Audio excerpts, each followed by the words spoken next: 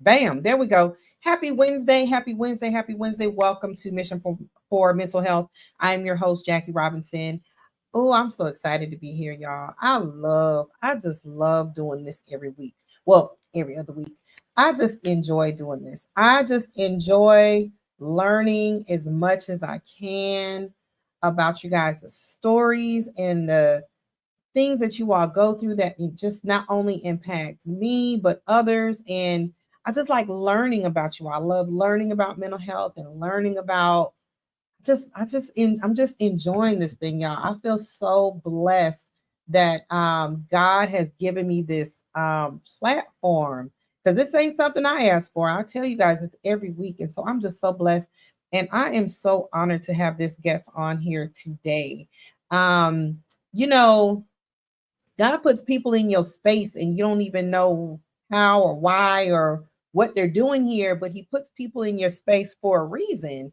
And it just so happens, one of my good girlfriends introduced me to one of her good girlfriends, who turned around and introduced me to other people. And she introduced me to this lady because she thought that my good girlfriend introduced me to the first lady because she thought her story would resonate with what I have going on with my daughter. Her name was Bretta, and she was on a couple weeks ago.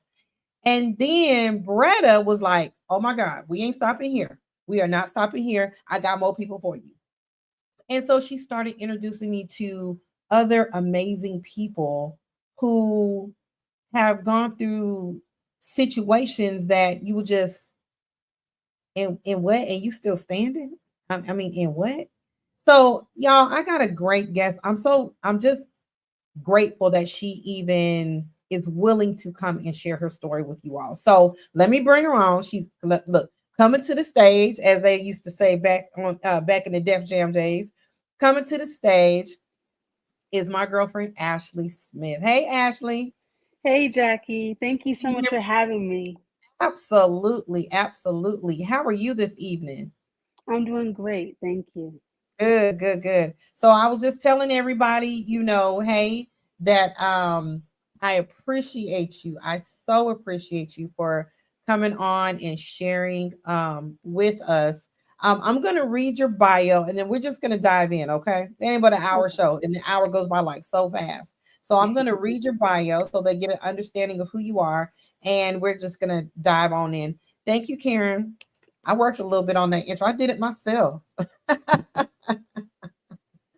All right. So y'all make sure you guys comment too. Put some comments up in there so I can get a little interaction. I love interaction. Make sure you comment with your questions and things like that.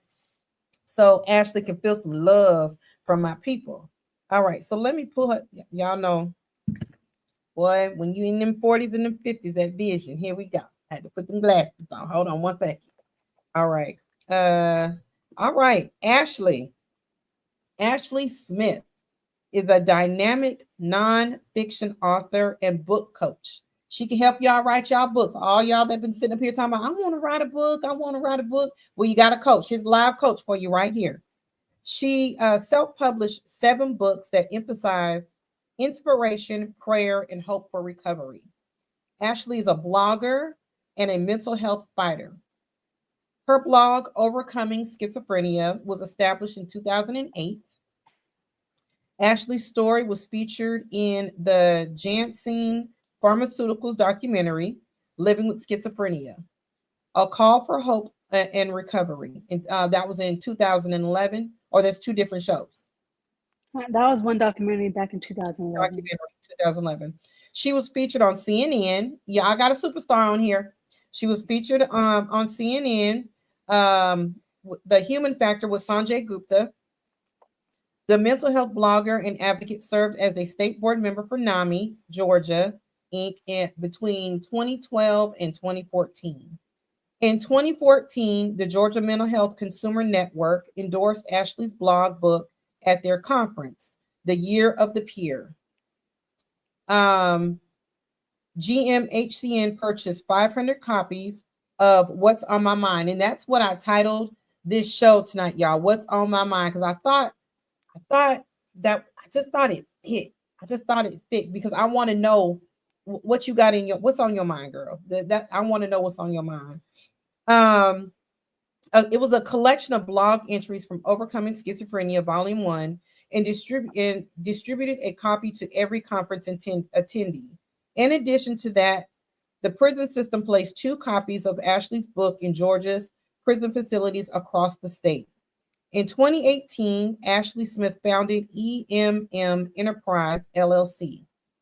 The mission statement, to meet the writer where they are with innovative ideas, a vision, and skills to create awesome work. Embracing my mind is creating. Embracing my mind is creating. Y'all, embracing my mind is creating. That's a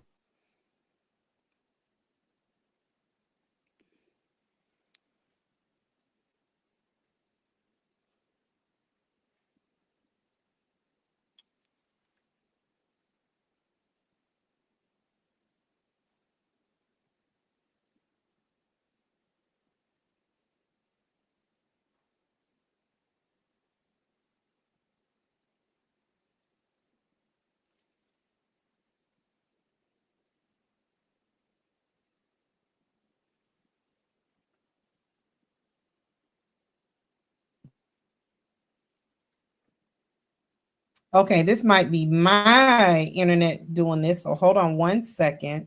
Let me see if I could switch. I Um, hear you now. you can hear me. Look here. This is live, y'all. Things be happening. So hold on one second for you, girl.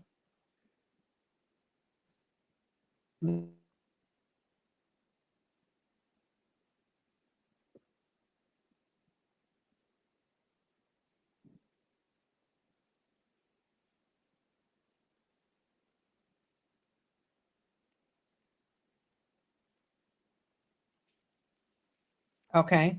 Now, let's see how that works. This one might be a Yes. little bit stronger. Okay. All right.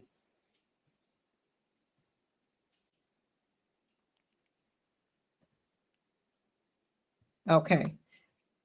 So I was talking about the oh goodness, where did I leave off at? Embracing my mind is creating. I thought that was such a profound statement. Ashley facilitated writing workshops inspiring individuals to self-publish. Self-publish, y'all. Self-publish. Y'all can do this yourselves. Um, in 2025, Ashley rekindled her book coaching business, starting in her own ink. In her own ink. This book coach provides writing workshops and book coaching services, equipping authors with the skills to create, finish, keyword, finish, and publish their own works. Publishing is the way to leave our imprint on the world for future generations to admire, learn, and grow, Ashley says. Currently, she serves as the Cures Foundation. Did I say that correctly? Curious, yes. The Cures Foundation Advisory Council. She has been working as a peer counselor known as a certified peer specialist to empower individuals living with mental health conditions since 2012. Ashley resides in Atlanta and with her son and her two dogs. What kind of dogs you got? I have a mixed pit and a mixed pit Argentine dojo. A Big mix. dogs. You got big dogs. Big dogs. You got big babies. Yes. Okay. All right. So yeah, you're welcome. That is a bio for your booty. Now that is a bio. So when you were introduced to me through Miss Bretta, um, I found your story to be I resonated a lot with your story because of the situation that I have going on with my own daughter. So I was curious. I wanted to just start off. We're just going to start from the beginning. And I just wanted to know how mental health entered your life. Yes, thank you so much for the introduction and just again for having me on your show. Absolutely. Mental health entered my life through a crisis, and I think it happens to enter a lot of people's lives through crisis. I think that's the most common way. Um, First, I was going to university, I was in school, I was doing all these wonderful things. I was on the cross country team, I was working part time, I was a youth coach assistant. The list goes on and on and on. And I couldn't handle the stresses of school. So I took a break. And within a few months, I relocated from Atlanta to San Diego to regroup with family. However, I didn't know what I was dealing with. I thought I was dealing with just common stressors, but it turned out to be something way beyond what I understood and what my family understood was happening. And so, make a long story short, one day I got up and I just left. My family put in a missing persons report, and they later found me in jail. I went from college student to jail. That's Mm, a dramatic shift. That's not me. That's not who I am. I'm not a criminal. I'm not a violent person. I'm not dangerous. Um, but I have a diagnosis called schizophrenia that a lot of people do not understand nor know what it even is. And correct. so mental health entered my life through this crisis. I had taken a truck from the airport, went on a high-speed chase with the police. I was hospitalized for 5 months and jailed. And during that situation, I learned about my diagnosis. I learned about schizophrenia. I learned about recovery, and the list goes on and on. That was back in 2007. Since then, So I've become an advocate. how old were you? How old were you at that time? I know you were in college, but how old were you at the time? I was 20 years old at the time, and now I'm 20, 38. 20 years old at the time. You were in college, on the track team, the assisting the coaches, great student, loving life, having the typical stressors that most college students have. First time away from home, trying to maintain these grades so you can keep these Pell grants and scholarships and things like that. Just the typical stressors that college students typically have. But let me ask you this, Ashley. Did you notice anything now that you can sit back and look at it? Did you notice anything odd or any different types of behavior when you were younger than 20? Yes, actually, I do. During the research that I've done over the years, I noticed that I probably had it when I was 16 years old. It just didn't affect my ability to function until I was 20 years old. I remember my first experience with having depression and just having those bizarre thoughts that I can read people's minds. They can read my mind. And I was hyper religious at that time. And so, most definitely, I had some symptoms before age 20. Did your family recognize anything? Not necessarily knowing that was schizophrenia, because I know none of us really knew much about it. But did your family recognize? Okay, something is off with her, and what did they call it? Did they say she's just weird, she's different, she's bad? What did they think about that? Actually, I'm not really sure, but reflecting on what was said after the fact, that I was acting bizarrely. I was acting strange for an extended period of time when I relocated. And so there were some things said and some bizarre behavior going on, but I don't know exactly to what extent. Right. Okay. So we're in college. You decide to leave college and take a break. Did you go back home? No, I went to regroup with family. Went to go with a group of family in San Diego. Beautiful San Diego. They got the best fish tacos in the land. And The, beaches, beautiful woo, beaches. and beautiful homes that sit on cliffs. Like it's just so. Oh, San Diego is just the, oh my gosh, one of the best places on earth. So you decide to regroup. And so what is, can you recall what thoughts you were having prior to you stealing this would you steal a truck or something? A military pickup truck. A It military wasn't just truck. it wasn't just an ordinary truck. It belonged to the military. So this was felony charges. It's really bizarre. It's Oh yeah, really because you're in San chaotic. Diego. You're in San Diego. That's where the military base, the naval base is. Yes. Okay. Yes. And they So knew I didn't belong in that truck and I didn't know either. so you go and you hijack this truck and get on this high speed chase with the police. Do you Yes. remember this or did somebody have to tell you about it? No, I remember it. This Hmm. is very clear. This was a huge milestone. This was a huge incident for me that I can still recall. I remember listening to a song on this radio, and it was like, girls, girls, girls, make me suicidal, suicidal. And I think the devil is communicating with me through the radio. And I'm really frightened for my life. I think that the devil is after me. I think the police are demons and strangers out to kill me. It's really uncomfortable. It's chaotic, it's frightening. It's frightening. And so you get pulled over, of course, and they take you to jail. And they did the officers at that time, did they know anything?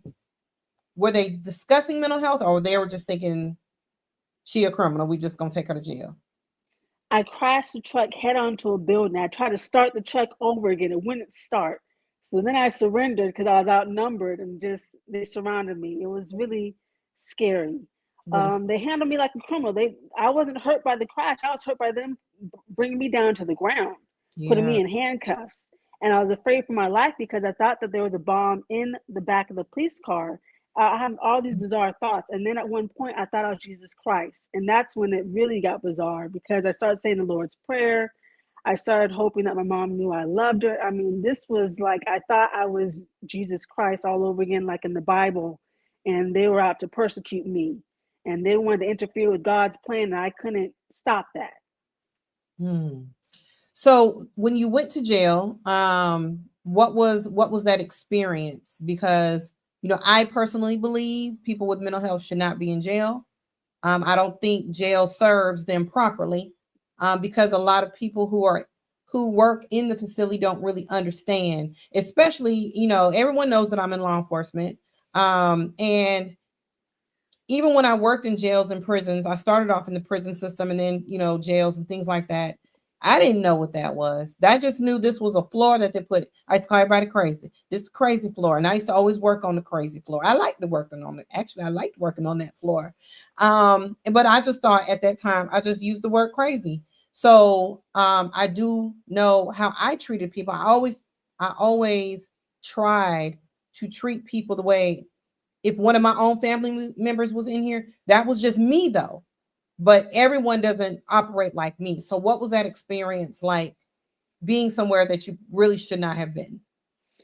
It made me very anxious. I got high anxiety. I wasn't used to being in a unit with other people. I wasn't used to being on a strict schedule, getting up early in the morning, having bed routine and checks. Um, I wasn't used to any of that. I had never had a run in with the law. I never had any Right. issues.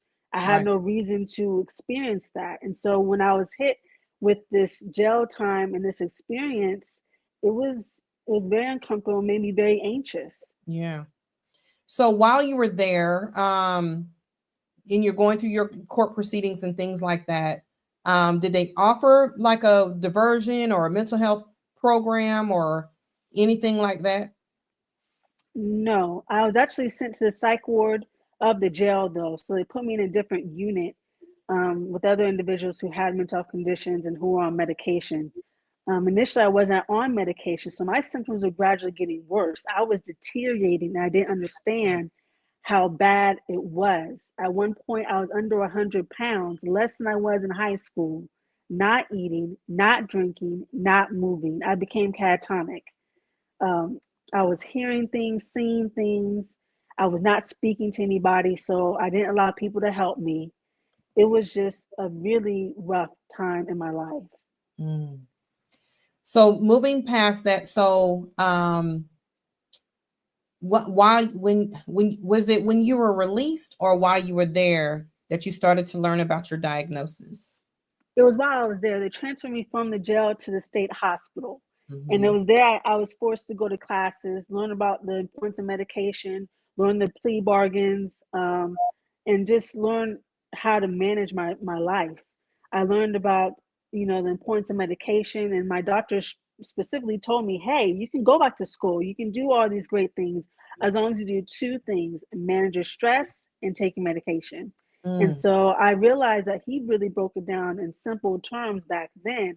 And that gave me a head start on my recovery. okay. And so how does let me ask you this. I don't know if you know this or not. Does diet play a role in mental health at all, do you think? I think it can when it comes to feeling sluggish or lack of motivation or depressed. I think our diet can impact a little bit, but I don't think it can actually deter a brain disorder or stop the symptoms from coming or worsening. But it Okay. can help boost our depression a little bit. Okay. So you're are you still 20 or are you 21 yet when you get released? I'm 21 when I get released. Yeah, I spent 5 months in the jail and the state hospital. I spent my 21st birthday there. So I remember that too, unfortunately. So what does it look like when you come home? I stayed home just a little bit, and I'm wanting to be more independent. And so I go into a personal care home. Me and my mother and my family made a decision that I was going to go into personal care home. My family did not want me going into personal care home, but I wanted to be more independent. And so I did go there, and I participated in a youth program for young adults with mental illness and substance abuse. You were diagnosed while you were in the hospital, correct? Yes, with paranoid Okay, schizophrenia. paranoid schizophrenia. So, can you explain what is paranoid schizophrenia the only diagnosis, or do you have a dual diagnosis? It changed over the years. Now I have schizoaffective disorder, which is schizophrenia and bipolar and depression Oh, together. can you explain what paranoid schizophrenia is? Yes, it's characterized by hallucinations, delusions, and a break in reality, not understanding what is real and what is not real. But it's also characterized by a whole wide range of other symptoms: anxiety, mood swings, delusions, not having false beliefs, believing that someone's out to kill us, poison us, believing we're Jesus Christ, the CIA is spying on us. These are all symptoms of schizophrenia, but it's not limited there. Those are just a few of the common symptoms. Okay. And so, um, you're in the so you're diagnosed with paranoid schizophrenia at that time. That's the only diagnosis. Yes. And you're in the group home. Your family wanted you to stay with them, but you're like, no, I want to be more independent. You didn't think they was going to allow you to be independent? No, they actually did allow me. We made a decision together. And I Okay, thought that was very good because that was allowing me to take ownership of my recovery at that point. And that was that's that very was very smart. healthy. That was smart. Are you still in San Diego at that time? Yes, I was. And then Okay, I went back to Atlanta later on, about a year or two later. okay. So we moved to Atlanta and we're what, Mhm. 23, 24? Yep, 2022, somewhere in that ballpark. Yeah, 23. Are you a parent at that time? No, Okay. I'm a baby in recovery, so I'm still learning my diagnosis. I'm barely on health insurance. So I'm learning how to maneuver the system and get my medication. I'm just starting support groups and I'm getting involved in recovery. Those are my baby steps. Mm-hmm. Um, so when you came to Atlanta, you had to literally start all over looking for support groups, insurance, and things like that, jobs. Were you able to work? But I wasn't able to work at this point. At this point, I actually decided to go back and volunteer. And so I volunteered with NAMI, the National Alliance on Mental Illness. And it was there that I learned more, even more about my diagnosis. And I got the peer support that I had in San Diego with other peers and individuals living with the diagnosis. And so it was very empowering experience. And I highly recommend other people to volunteer with NAMI or to go through their trainings or their support groups because they have so much to offer. Yes. Everyone talks about now. Everybody in the mental health community talks about NAMI. And they really do great things. So working with NAMI, they're giving you the resources that you need to try to sustain on your own. Yes, they helped out a lot. They did give resources. They gave a lot of classes. I actually became a group facilitator of a support group. I later became a state trainer for their programs. I mean, they have so many classes. They have classes for teachers, caregivers, law enforcement, just anything you can think of. Yeah. They're trying to cover all territory to make sure that people understand what mental illness is and what it's not. Yes, yes, which is really important. I remember going through crisis intervention training and I was just so reluctant about wanting to do it because it was a week-long course. I don't know why. I wouldn't like we wasn't getting paid at work, you know. But police officers, we don't like change. Like we don't want new stuff. We don't want to learn nothing new. But that was probably one of the best classes had ever gone to because I really didn't know. I really Mhm. just did not know. All I knew is when this person is out here on the street acting a fool, we knew to take them to jail. That's all we knew. Or drop them off at Grady, or drop them off at, on Windway, at one of those, facilities. But we really didn't know. We really just really did not know. We really did not Yes. know. They put a lot of responsibility when they closed a lot of the facilities in Georgia years ago. They put a lot of responsibility on law enforcement, and law enforcement just was not educated on that. But I will say NAMI put on that crisis intervention class, and that was one of the best classes. And I still take some classes with them too, trying to Mhm. educate myself on this journey that I'm on.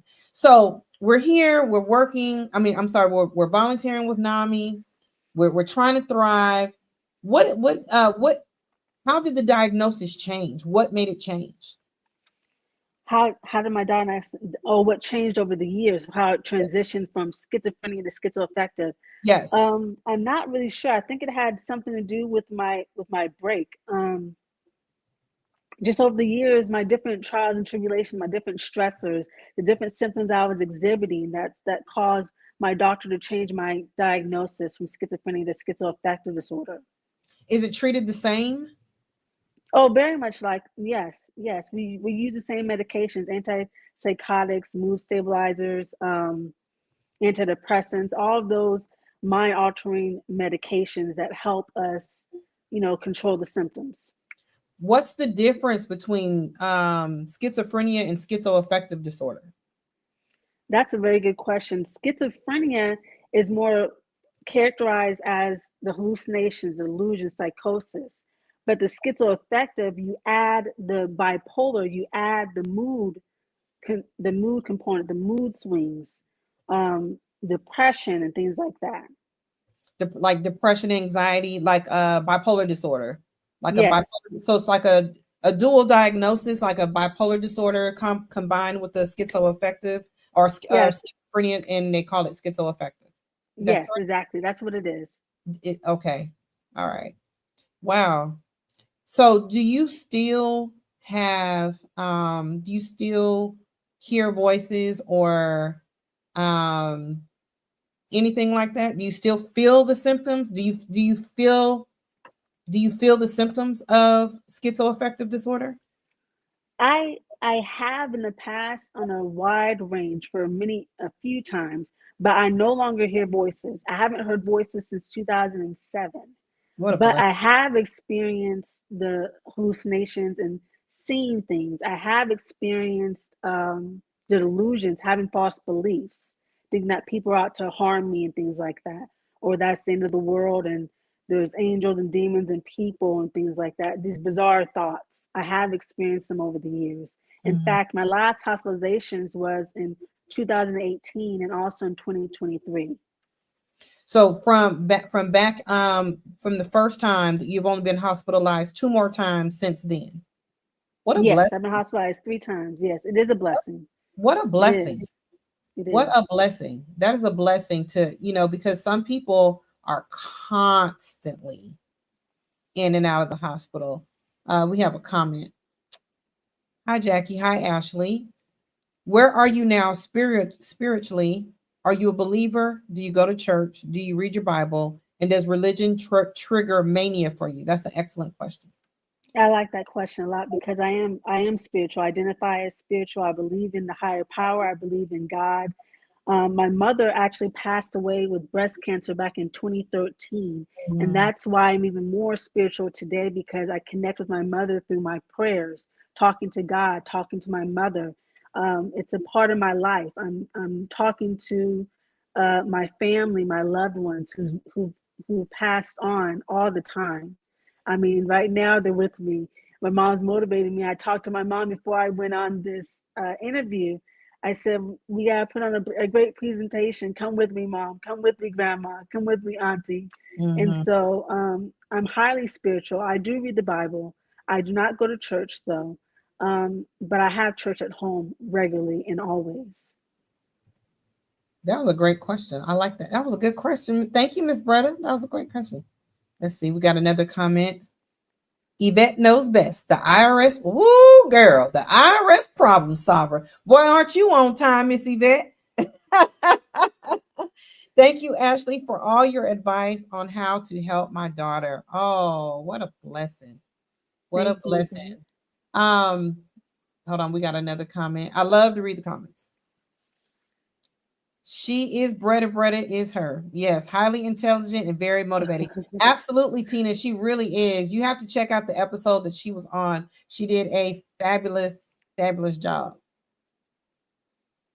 Um, so let me ask you this: what's dating life like?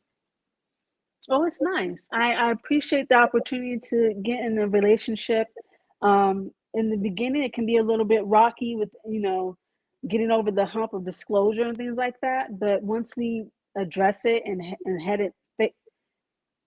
discuss it head on, it's it's not um, it's not a problem. It's just getting over the hump of talking about it initially, because Educate, right?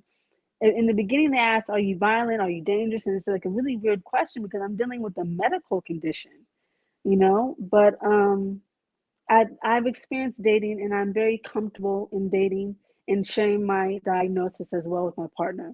Yeah, because it's the unknown. Like I was afraid of it. Like especially when the experience that I have with it is so horrible. Like my Mm. experience with schizophrenia is whew, it is so, and so you think when you hear schizophrenia, everybody's like this. When I tell you, Brett, you and Bretta have opened my eyes to something totally different that didn't even know. I didn't even know existed, y'all. Like I didn't even think. Oh, it just makes me so teary eyed. Yes, recovery is possible. I never knew, Yes, we can live a normal life. Yes, we can move forward. girl. I never knew. And it just gives people. Y'all know I'm in menopause, so I cry over everything. It gives people hope. It gives families hope when they see people like you and Bretta, because you just when you have a loved one who is diagnosed with this at 18, 19, and 20 years old, and you're thinking, oh my God, this is how this is going to be forever. You never knew, if if you don't see people with this diagnosis and see how they're thriving, you would never know that there was hope. It feels like it just feels like the worst thing that can ever, and it's not the worst thing, but it feels like fighting with someone who thinks you're trying to help them, but they think you're trying to kill them, or we're the loved ones, but you say the meanest things and do the most cruel things and the most disrespectful things to the ones who are caring for you for whatever reason, because I don't know what you're thinking, and telling them Yes. you think this is, oh my God, this is what I got to deal with for the rest for this is it. So when I meet somebody like you and Bretta and C, and even Dr. Crystal, who's gonna come on, you mean to tell me when Bretta told me, it was either you or Bretta told me it's a group, what you mean a group? It's a group. Are you Yes, there's a lot of us. There's a it's lot of a us group thriving. of you, like Yes. that thrive. Are you serious? Man, it just gives people so much hope. When I was talking about y'all, people were like, what? And for me, it's not the end for my daughter. It's just we're in this storm right now.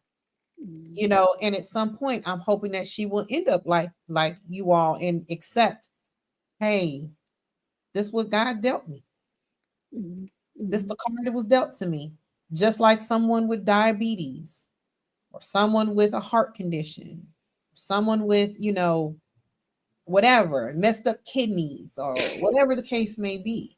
This was the card that was dealt. Cancer, this is the card that was dealt, you know. Yes, yes. And so dating is possible. Dating has been nice. Dating is possible. Yes. What about family and your baby? How old is your baby now? My son is 13 years old. Yeah, 13. he's a big boy now. He's a big boy. He's a big boy, so I guess I can call him the baby. This is the young man. Your young man. Yes. So Yes. how has your young man learned to maneuver in this situation? Does he know, at first off, does he even know what schizophrenia is? Does he know his mom has this diagnosis? Does he know any of that? Yes, he does know that I have a diagnosis called schizophrenia. In fact, he overhears me in my conversations or when I'm thinking about writing books and things like that. And so he is familiar with the recovery side of schizophrenia. He's not so much understanding of the other side of what it can look like in crisis mode. And so sometimes I have to Right. correct him and say, hey, don't tell your teacher that I have schizophrenia. Don't, I have to protect him and redirect him because he doesn't understand the stigma behind it. But he does know that I have a diagnosis called schizophrenia. Yes. Yeah. And how's your family feeling about the diagnosis and your progress and things like that? My family is a huge support to me. Everybody is on board. My parents, my stepfather, my sister, um, everyone is learning more about the diagnosis. They're rooting for me. They're watching me right now and just loving on me and helping me along my journey. Yeah. And that helps a lot too when you have family support. So I do remember seeing, being out on the road, and it's been a long time since I've been out there. Um, they're just homeless, and I don't know if it's homeless by choice or if it's homeless because family can't take it anymore. And I understand what it feels like when you can't take it anymore. So, it helps a lot when you have support. Now, and Bretta was saying the same thing when her and her sister was on about the support system. Mhm. Hmm. Yes, I talk to my sister regularly. We check in all the time, and I really appreciate her for just yeah. We're like, how's the day going? How's the work day? It's dragging, or this is a good day, and it's just the little conversations here and there really helps, and the check-ins really help me get through my daily stressors. Yeah. So let's move forward and let's start talking about some things that you been accomplishing lately. Yes, Some of these yes. things that you were discussing in this bio here, or that I discussed in the bio you sent me. Um, so let's talk about some of the programs let's talk about how did you How did CNN find you? They found me through Janssen, and Janssen Pharmaceutical found me through my blog, Overcoming Schizophrenia. I started my blog, Overcoming Schizophrenia, back in 2008, and it's nice. I love sharing my story. I just love being able to share what it is on a good day, what it is on a bad day, and things like that. And so I'm just been very grateful to maintain my blog as long as I have. Did the blog start off like just maybe journaling? Yeah, so I actually started the blog anonymously. I did not attach my name to it. So I was very open about my diagnosis, very open about my experiences because I didn't have my name on the blog. And so eventually I broke through the self stigma and I attached my name onto the blog later on. Mm-hmm. And you were on, let's see, you were on another show as well. Yes, I was on Janssen Pharmaceuticals documentary Living with Schizophrenia.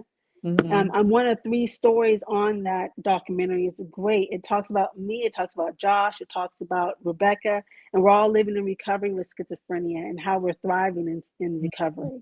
I Right. love that documentary. It was a great experience.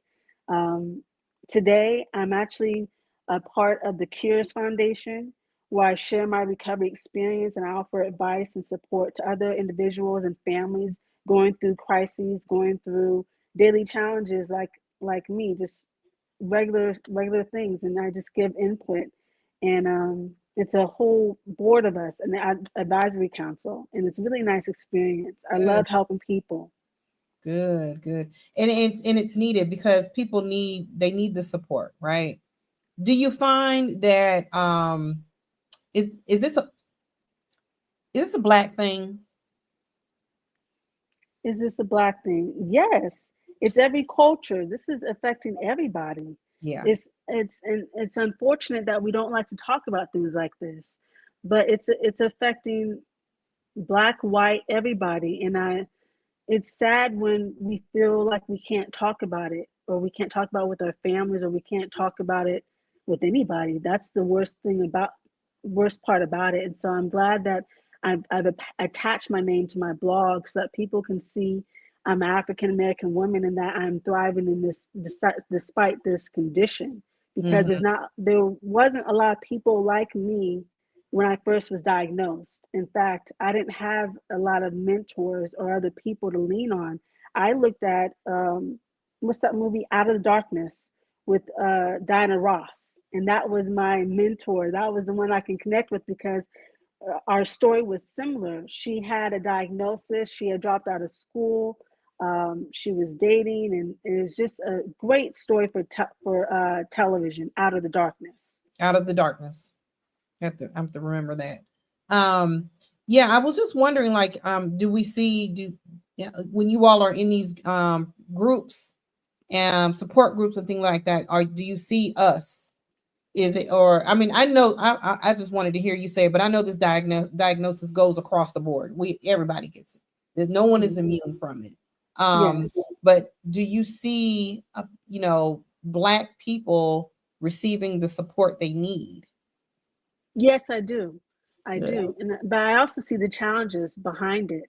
Um, we don't, when people are first diagnosed, we don't know what to do. We don't know where to go. We don't know how to find medication when you don't have the insurance. And so it's really a hard system to maneuver.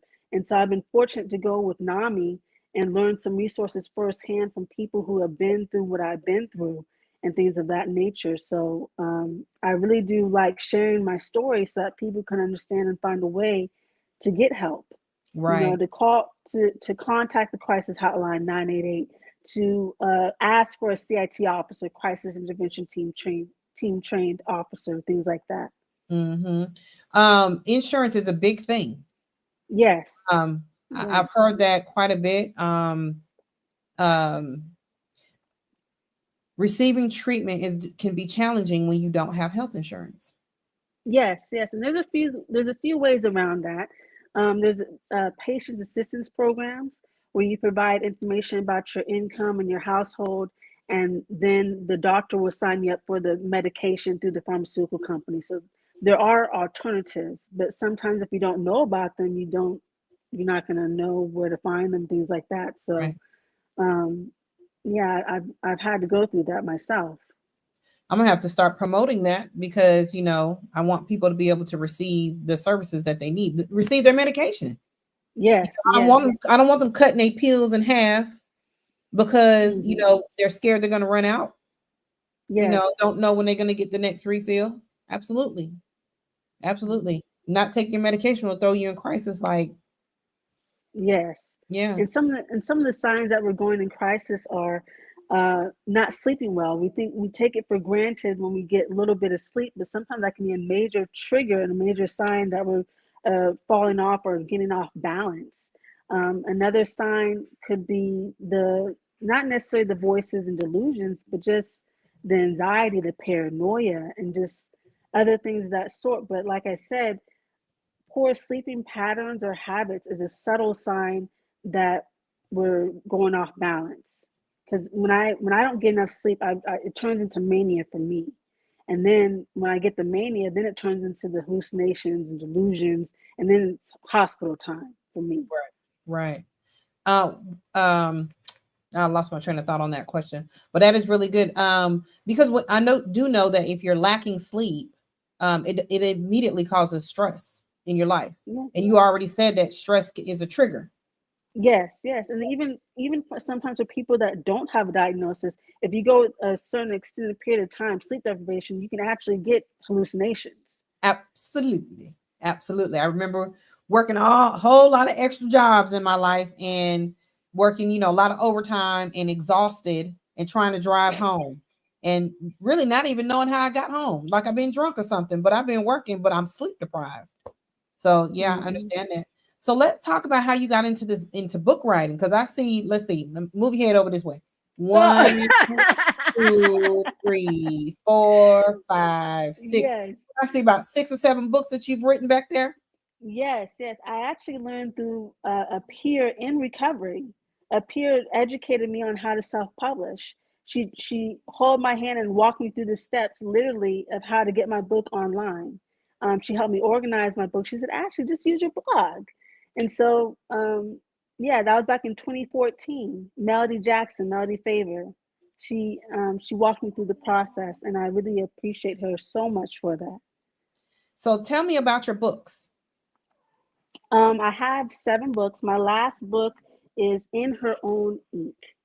And this is a unique book because it teaches other people about how to self publish, not self publish, I'm sorry, how to write books. And it's really unique in that I interview 5 other authors on how they get over writer's block, how they edit their work and things like that. And so it's not just me talking, it's other authors chiming in and giving advice and support and strategies. On how to write a book. Yes. Yeah, I was talking to a good girlfriend of mine and yeah, she wanted to she needed some advice on how to write a book. I might need to connect you with her. Actually, Yes. I have several girlfriends who are writing books. So yeah, so Good. that's a good that's a good connection. Um Tell me about it in her was it in her head, in her In her mind, in her own ink. In in her her own ink. That's the new one. But you have yes. another one. You got another one. Yes, my other one was controlling the weight of depression. Tell And me about this one is it was so hard overcoming my depression. I've been tweaking my medication with my doctor for years, and now I'm in a good space. I'm so grateful I'm in a better place. But I mean, before it was just I wouldn't feel like talking. It was a weight. I I I would get up and change my clothes before my son got home so he wouldn't see that I didn't change or anything like that. It was pretty bad depression. I had it for years. But yeah, but fortunately, I've overcome that. I talk about the different coping skills that I've used along the way. Some of my coping skills to manage my depression is not only the medication, but also keeping a journal. I call it a realistic journal, where I identify everything that I've accomplished for the day. I did my hygiene, I checked my email, I went for a walk, I rested, all that self care stuff. And so that has really helped me look at the things I've done for myself, opposed to looking at things to do list that's overwhelming to look at. You know what I mean? Mm-hmm. Mm-hmm. So you did it in reverse, because a lot of times we write down, I got to do this, I got to do that, I got to do this, I got to Yes, do that. You did it in reverse. I did this, I did that, I did this. So that way you're not beating yourself up because you couldn't finish it. exactly. I got to do this, I got to do that. You're not beating yourself up because you didn't finish your list. Yes, Yeah. exactly, exactly. Yes. And I have Uh, another one. This one right here, coping takes work. This talks a lot about the benefits of therapy. I love it because I mean, I don't think that people really understand what therapy is. And therapy is about problem solving. It's about learning more coping skills that are practical for us, mm-hmm. not just what someone else did over there or anything like that, but what works for you. And Right. so that's what I talk about in Coping Takes Work, about the benefits of therapy, how it helps the whole person, and just a array of coping skills that will work, practical coping skills. Yeah. Therapy is important, but therapy goes along with medication, correct? Yes, yes, Therapy gives you the tools that you need to help you go through the situations that you're facing in your life. exactly, But when you exactly. I didn't start feeling the depression coming on, you have coping skills to uh counteract that. mhm, mhm, mhm. Exactly. Yeah. Yeah. Therapy, I think everybody needs a therapist. Yeah, I agree. I agree. I love it. I appreciate Everybody. it so much. They need to get paid more, and we need more of them. But everybody should have a therapist. I mean, that's just what I think, I don't know. I don't know. What's in your mind? Yes, what's on my mind? I have 4 blog books, What's on my mind. Um, and so that's what they're called, volume 1, volume 2, volume 3, 4. And so I go based on the articles from my blog, Overcoming Schizophrenia, and I love to share my story. I love to give the tips that I've used over the years that are helping me manage from day to day, because I didn't just wake up like this. I didn't just have a great day. I do things. I do a lot of coping skills to manage. And I'm very proud of myself and what I've done to accomplish this level of recovery that I have today. What does Ashley's future look like to Ashley? Ooh, definitely more books, um, taking care of my family, um,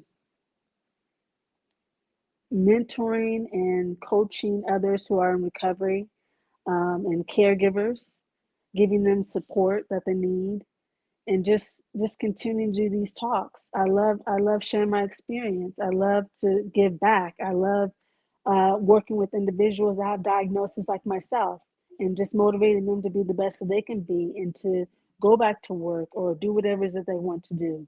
Yeah. Yeah,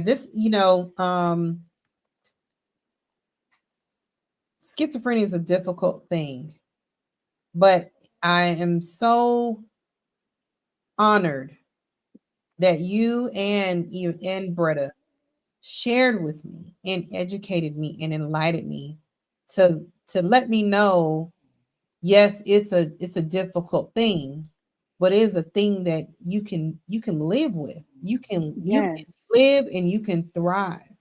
You can live and you can thrive with this diagnosis. You just have to want to do it. yes, yes. And I think that the keys to managing recovery is self awareness, um, going to therapy, participating in therapy, and utilizing our coping skills, whatever works for you.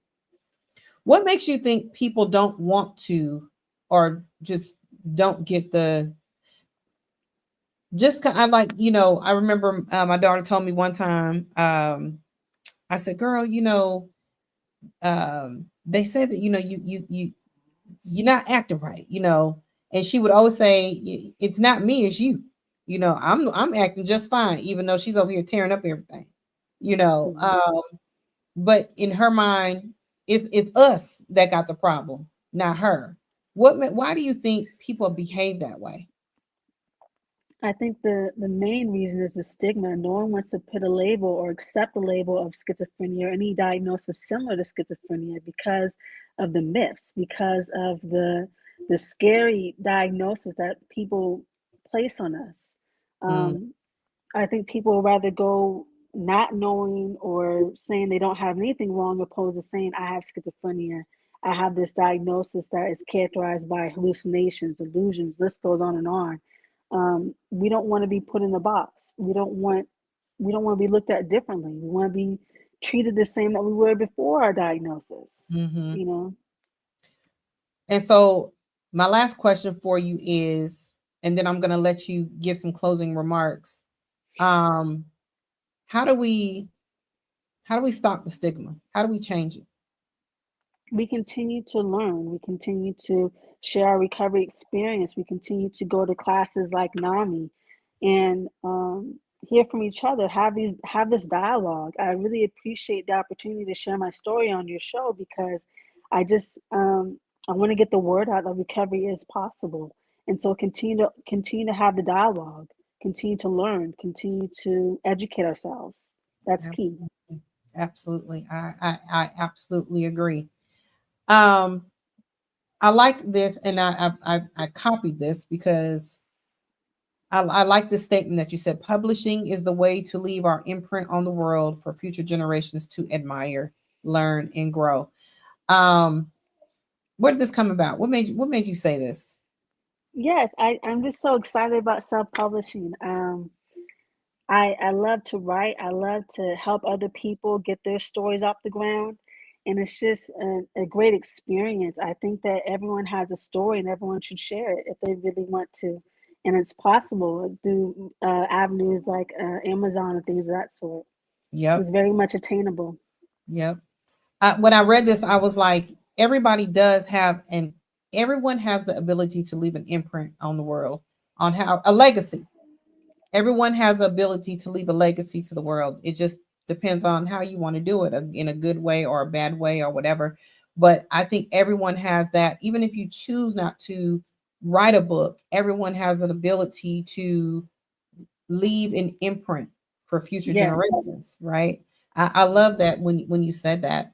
Um, I also am gonna put up, if you want to purchase any of her books, they are on Amazon. Yes, Amazon.com/author/Smith Ashley. Again, if you want to purchase my books on my Amazon page, it's Amazon.com/author/Smith Ashley, or visit my blog, Overcoming Schizophrenia, to learn more about my personal experience and how I'm managing it. Yeah, she has a publishing company. Yes, In Her Mhm. Own Ink Publishing. I'm going to start again the writing workshops. And then also I thank you so much, Jackie. she got Facebook, y'all, Yes. LinkedIn, her phone number, and her email. Yes, my email. If you want to reach me directly, it's ashleysmith6082 at gmail.com. Again, my email is ashleysmith6082 at gmail.com. If you want to reach me directly, I am reachable. I do Absolutely. talk back. Talks back, y'all. She does. I mean, she responded like that when Bretta sent that little group link. She was like, she responds, y'all. Do you have Awesome. closing remarks? Yes, yes. For caregivers, I commend you so much. Please continue to keep hope alive. Continue to stay close to your loved ones and to fight. We need you. To individuals who are newly diagnosed, do not give up. Medication may be hard to find, but keep on looking because recovery is so attainable. And if you just try a little bit, you can get it. I've come so far, and you can come far along with me. And yeah, and just continue to take your medication and manage your stress. You know, as you all can see, recovery is possible. I didn't believe it till I saw it for myself. Now I've given y'all 2 weeks of two separate individuals with two separate stories, similar diagnosis, and they're both in recovery, and they're both doing amazing things. So it is possible, y'all. It is Mhm. possible. So don't give up. Don't give up on your loved ones. Don't give up on your family. And if it's you, don't give up on yourself because the help is there. NAMI is excellent, is an excellent resource to use. I always tell people, if you're experiencing a mental health crisis, you can call or text 988. Um, you can also do the chat with a mental health professional at 988lifeline.org. You do not have to suffer by yourself. This help is here. Take advantage of it. Or shoot, I keep telling y'all know I ain't no doctor or nothing like that, but y'all treat me like I am. If you just need to talk, you need somebody just listen. I can do that. Just call me. I can listen. I do this every other Wednesday, y'all. This is something that God gave me, a task. It's not the task I asked for. I tell everybody I just wanted to be Wendy Williams and be funny, but God said no. You're gonna educate my people. You are going to take some time and you are going to learn about something important and something to share and not be messy.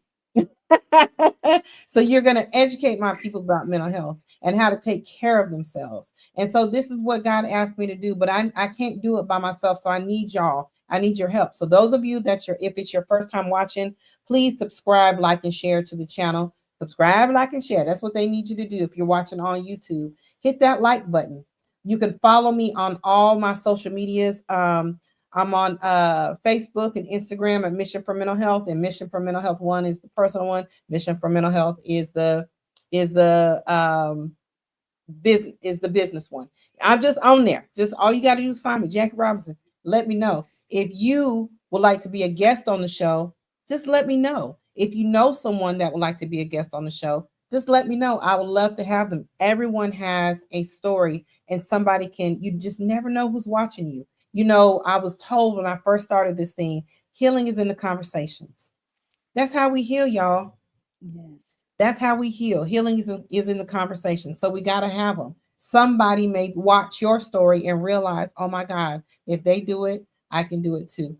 I will see you all. I appreciate you all for giving me an hour of your time. Ashley, I appreciate you. I'm going to close out the show. I just want you to stand by for me. Don't hang up or anything like that. Just stand Okay. by.